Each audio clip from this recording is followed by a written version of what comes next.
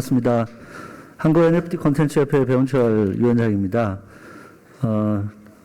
많은 얘기들이 나왔었고 또 시간이 많이 지나서 저는 이제 NFT를 활용해서 STO를 대체할 수 있는 방안에 대해서 집중적으로 좀 말씀드리도록 하겠습니다.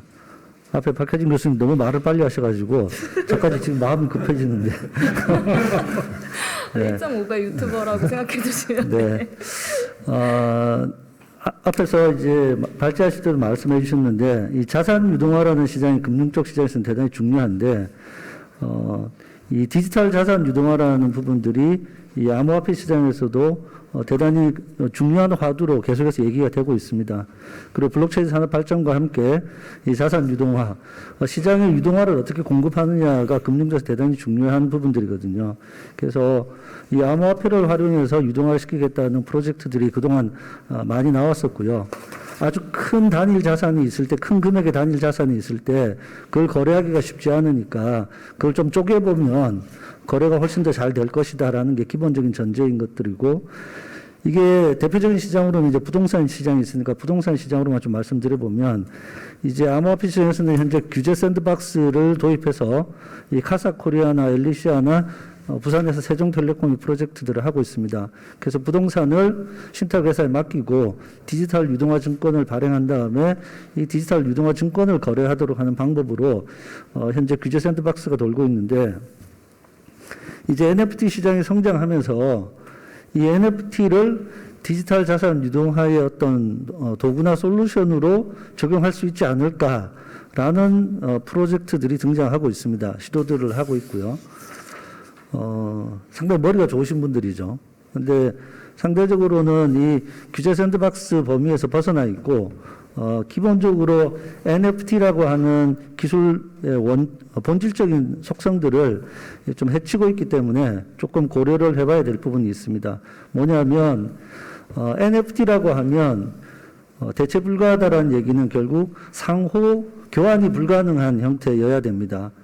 저한테 왔던 프로젝트 중에 하나가 예를 들면, 금괴를 있는데 골드바가 있는데 이 골드바를 유동화시키고 싶은 거예요. 그래서 골드바를 이 하나를 1000개를 발행해서 NFT를 1000개를 발행해서 유통시키겠다라고 하면 이 1000개는 100번째와 101번째를 교환하면 가치가 똑같잖아요. 그죠?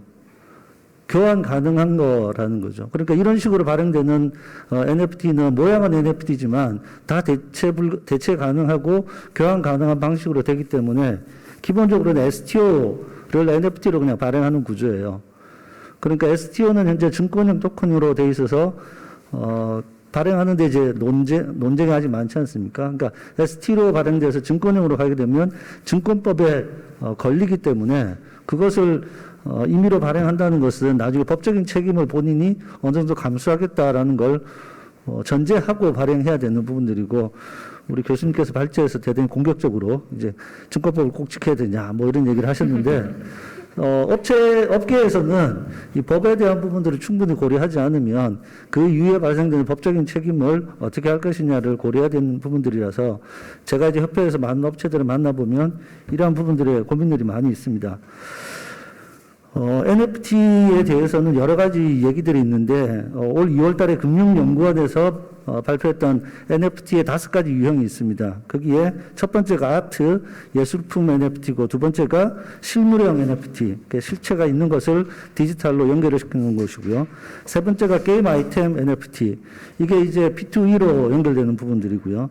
네 번째가 결제수단형 NFT, 다섯 번째가 증권형 NFT라고 되어 있습니다. 그래서 NFT 종류 중에서 이렇게 증권형으로 발행되는 성격의 유형이 있다는 걸 이미 알고 있죠. 그리고 이 부분이 이제 자산 유동화 부분에서 이슈가 되는 부분들인데, NFT의 발행 방식 중에서 물리적이든 아니면 디지털이든 특정한 자산에 대해서 하나만 발행하는 싱글 에디션으로 발행하는 경우가 있는데, 멀티 에디션으로 발행하면 이게 자산 유동화가 된다라는 아이디어입니다.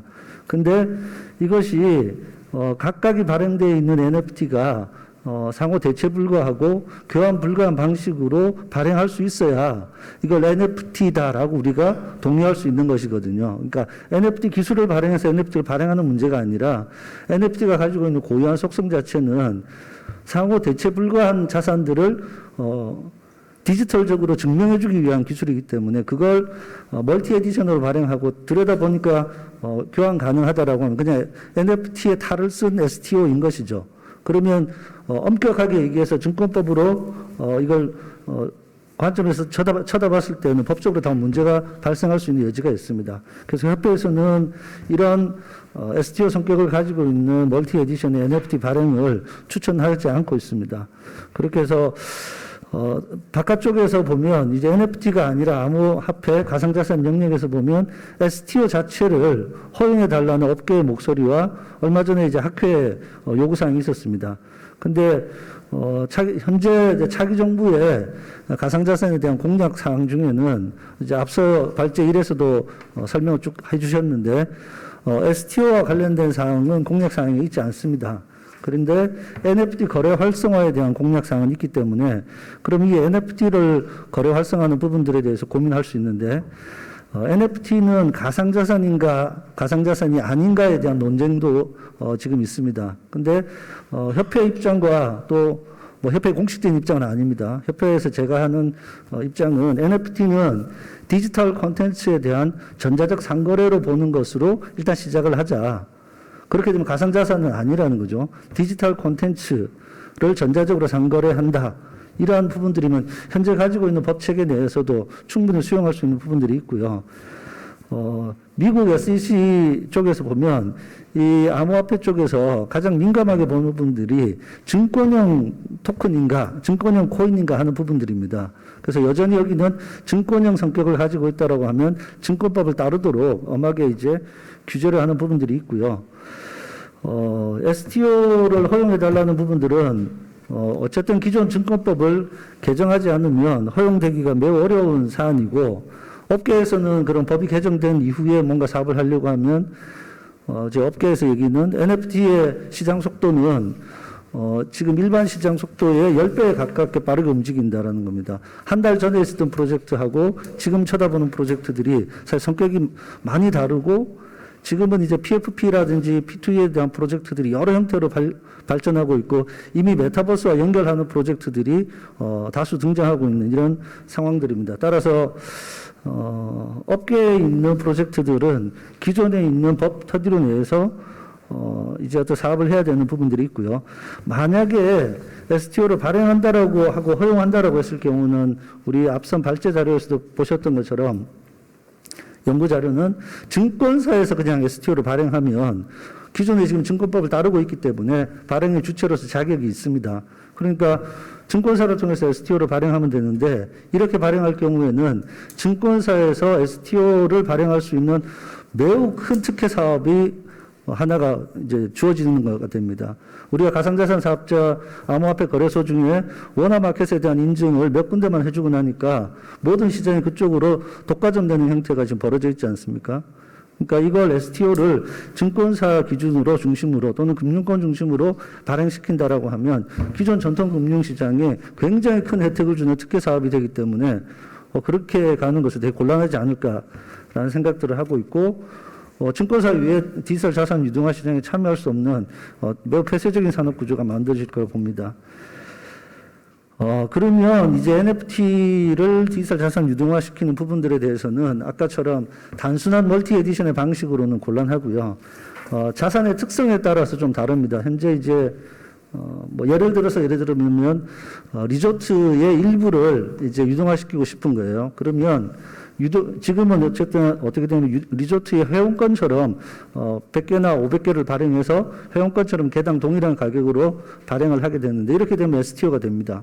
근데 리조트 101호, 102호, 103호를 이제 파는 거죠.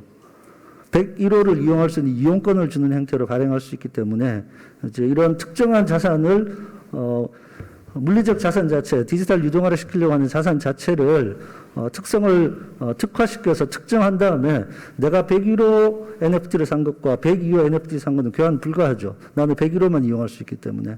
이런 형태로 공간과 시간을 특정하여서 NFT를 발행하면 교환 불가하다라는 하는 NFT의 고유 속성을 해치지 않으면서 멀티 에디션을 발행할 수 있는 방법들이 있습니다.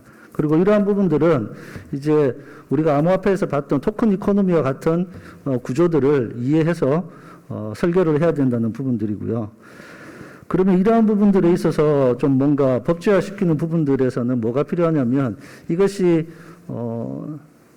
STO 형태로 발행되지 않으면서 NFT의 고유한 속성을 유지하면서 발행되기 위해서는 뭔가 이거에 대해서 그러하다라고 인정을 해줘야 되잖아요.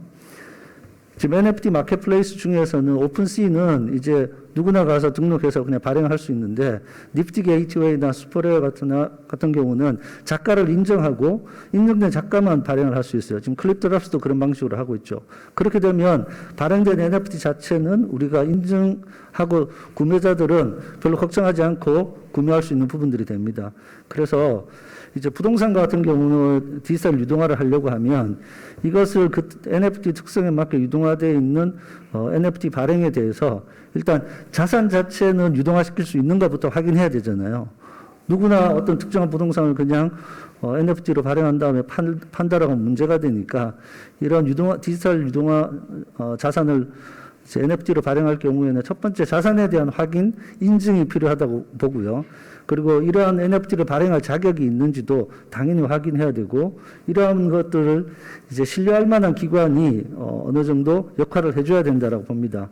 그리고 이러한 NFT가 발행됐을 경우에 최초 발행 가격에 대한 가치 평가가 어느 정도는 시장에서 동의할 만한 가치 평가가 되어야 되기 때문에 가칭으로는 저희 협회에서도 계속 이제 제안을 하고 있는데 NFT 인증 평가원과 같은 시설이 필요하다. 그렇게 해서 꼭 이렇게 인증 과정들을 거쳐가지고 발행되는 건에 대해서는 어떤 인증을 해주고 그리고 가치평가가 필요하다라고 하면 가치평가위원회 같은 걸 만들어서 그 내부에서 가치평가를 하는 것이 좋겠다라는 생각입니다. 따라서 STO에 대한 이슈들은 아마 바깥쪽에서 가상자산 전체에서 계속해서 이슈가 될 텐데 그렇게 쉽게 해결될 수 있는 이슈들은 아닌 것 같다라는 게 개인적인 생각이고 디지털 자산 유동화 측면에서 NFT의 고유 특성을 잘 살리고도 전체를 다 대체할 수는 없겠지만 특정한 프로젝트에 대해서는 디지털 자산 유동화에 적용할 수 있는 부분들이 있다.